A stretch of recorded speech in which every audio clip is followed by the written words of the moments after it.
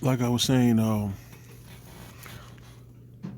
Craig Broadwater just denied me all around the board of any rights under the sun, any federal, any constitutional rights, any Supreme Court rights, any rights under the sun. Broadwater also chose not to um, include the elements of my crime when he was reading the jury instructions to the jury as to each charge. He removed all elements of the crimes that they alleged that I did and directed the verdict to guilty. Um, this is your American judicial system. It does not play fair. It's not. It's anything but fair. It's unjust. It's evil. It does not represent the people. It disregards the Constitution. It disregards anything and everything. It's not. It's a machine. It's destructive. It's there's no integrity whatsoever. There's none. Uh, moving moving along. So I've requested. Once I found out about these documents, I moved for fraud upon the court rule 60D3, and I think that's somewhere around 2016.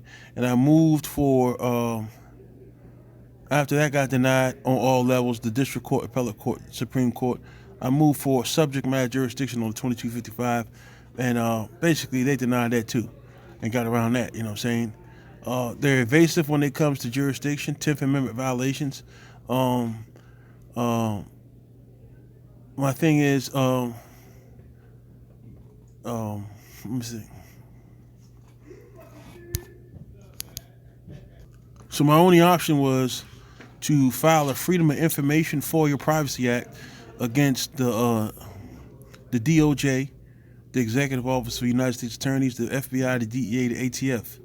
I did this in March of 2021, and I'm asking them for basic charging documents of my federal criminal complaint, my federal arrest warrant, a copy of the grand jury minutes, which I have a full copy of the grand jury minutes that brought the indictment, and I know what law enforcement went to go get this indictment, which is Scott Dillon.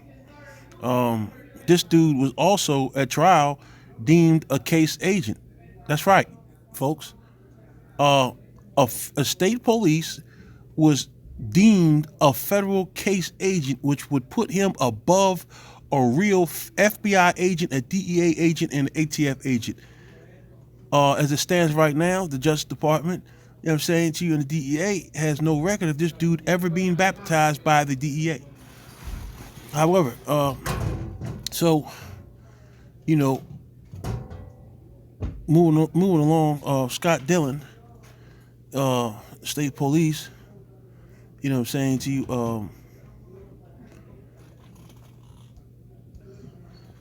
Scott Dillon testified at trial that he's a part of the Eastern Regional Drug and Violent Crime Task Force, which is a state task force in the Eastern Panhandle of Virginia. His supervisor, Scott Dillon's supervisor, state police Sergeant Fred Wagner, testified to being a supervisor in part of that task force, and basically describes that they're in charge of the most eastern counties in West Virginia. So here it is, a state investigation, a bogus state investigation from the good old boys, and a federal prosecution. I mean, how do you do that without no federal law enforcement agents' involvement, accusation by way of federal criminal complaint or before a federal grand jury? But I'm sitting in prison for the last 24 years while the Justice Department knows this and refuses to be honest and come forward and release me. So I put the FOI in, and when I put the FO Freedom of Information in, to this date, I'm in court. I had to file in the court August 3rd of 2021, And to this date, which is right now, May 3rd of 2024, the Justice Department as in its whole entirety has not produced any basic charging documents to have me in prison for the last 24 years. This is your American federal judicial system. There is no federal judicial system. There is no federal nothing. It's an enslavement. It's a Ponzi scheme that's designed to make money off the American innocent United States citizens. This system must be stopped. It must be shut down and something else be in place. They need to remove these judges and these prosecutors completely up off their benches, whether they take place or not, because their allegiance is not to the people. They are not public servants. They are self-serving servants, and they're not serving the public. So with that said, the DEA, the FBI, and the executive office have all come back with final responses, and they do not have this paperwork, but they portray in court as if they've sent me some paperwork, and the paperwork they sent me is all state police. There's no federal paperwork from any of these agencies. This is a true story, and I'm seeking an interview from media, journalists, and basically anybody that's willing to step up in the name of justice. Because you never heard a case like this before. You never see it.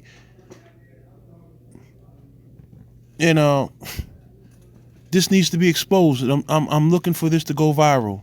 At least over 10 million hits. Thank you.